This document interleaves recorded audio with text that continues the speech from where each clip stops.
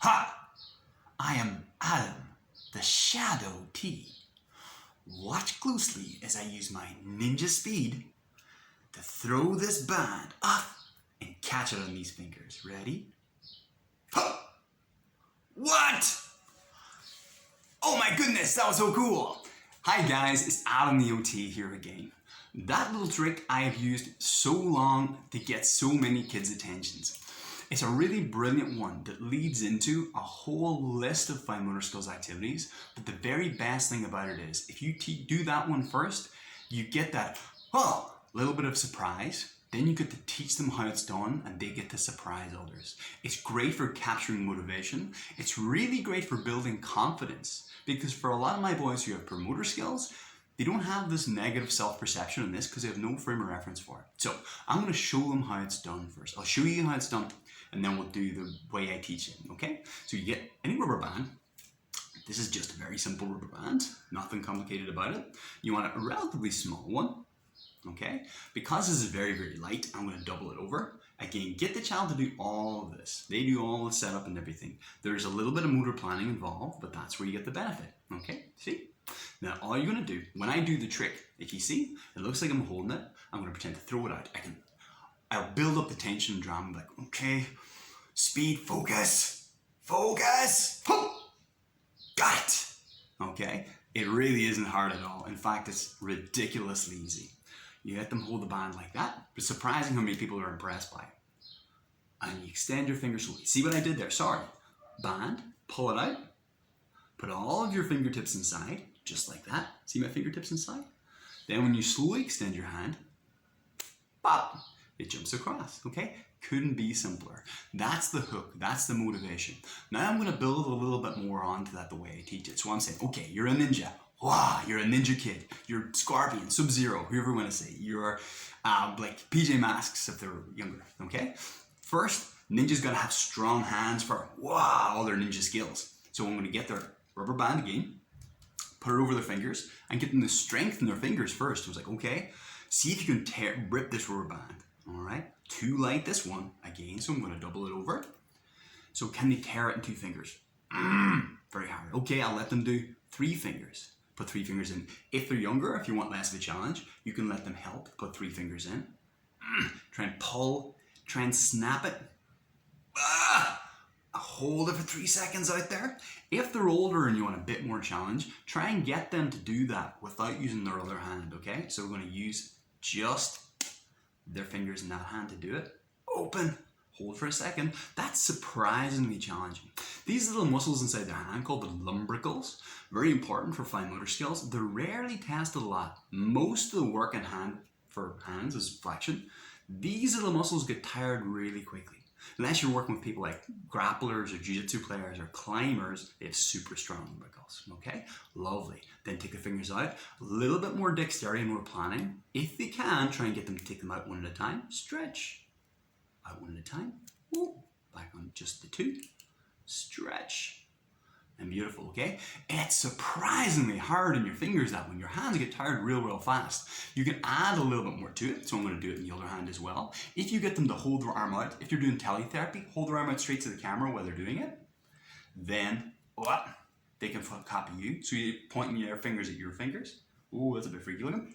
Okay, it actually is quite a strong shoulder stability exercise too, just keeping their hand up there the whole time. All right, there's another series of dexterity sort of things we can do, but I'll save that for another video. So just stretch, hold for 3 seconds every time. 1, every time you move that out, obviously the tension increases, so it's harder and harder. Beautiful. All the basic ones, most people kind of know, the ones just stretching out like this. You can do those as well, but I like keeping it nice and succinct. So strengthen up the ninja fingers so you can do the ninja trick. Ninja trick again, okay? This is how I'll teach it. Put the band over your fingers, so you know the ins and outs. This is like the flair of it. This is the showmanship, all right?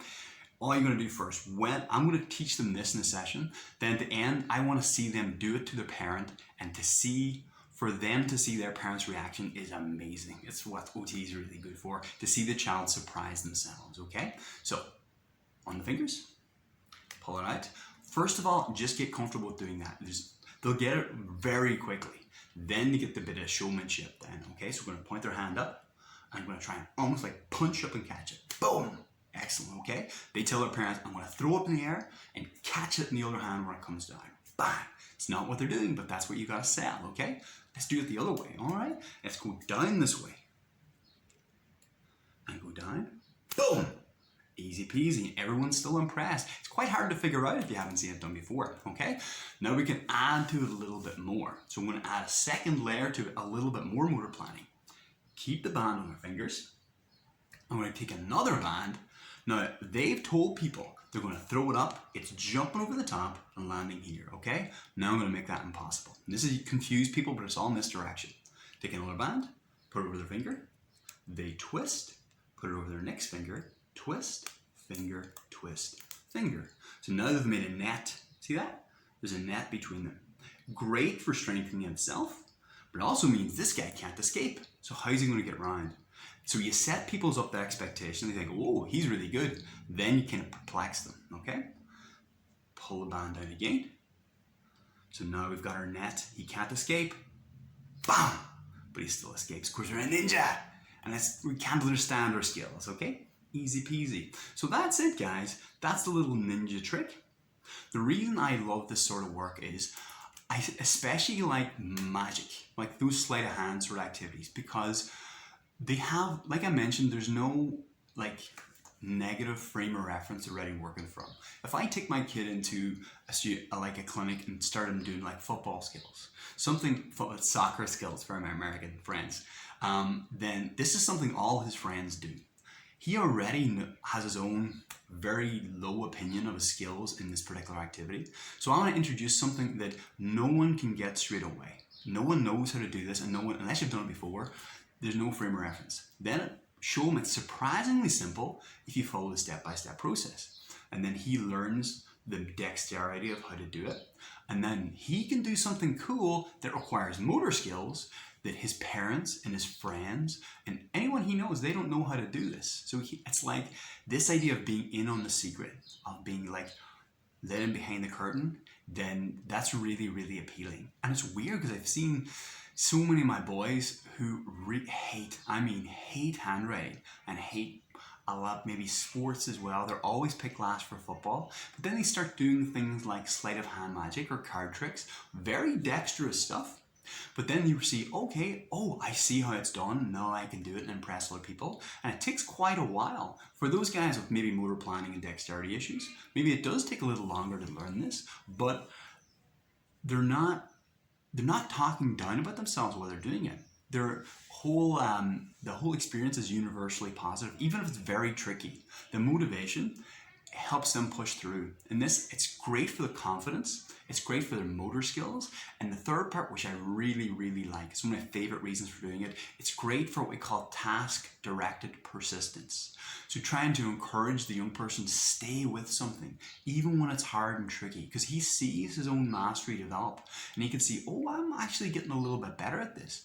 If I focus and try hard and practice, and this focus sort of practice, and I've seen some of my parents come back and telling me, wow, after the session he went home and he was practicing this in his room, these other little like dexterity ideas. There's another one I do where you try and, I'll show it in another video actually, and I've done this with really young kids, where you try and tie that in a bow using just one hand, and it's really tricky. It looks incredibly complicated if you haven't seen it done before, but there's just 6 steps in it, and they're really, really straightforward. And once the child realizes that, they're like, whoa, this is new territory here, and then it's something they can show the parents. It's something they can just pull out, like they have a rubber band. Some of my boys will have a rubber band around their wrist at school then, and instead of being the kid who's rubbish at football, he's the kid who can do magic.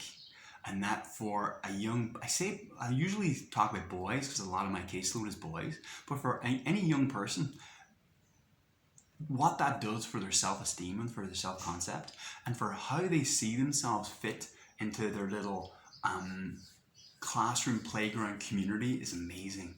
It's a game changer, it really is. So that's what I love about these activities and what I love about OT in general. So don't keep hammering away at things that the child already knows they're no good at.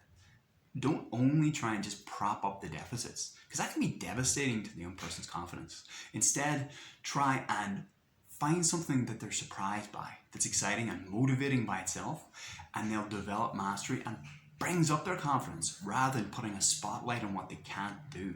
So that's just my little thought. So what I'm going to do now is I'm going to teach the activity for these videos and then do a little talk about why I like it and how I use it then, okay?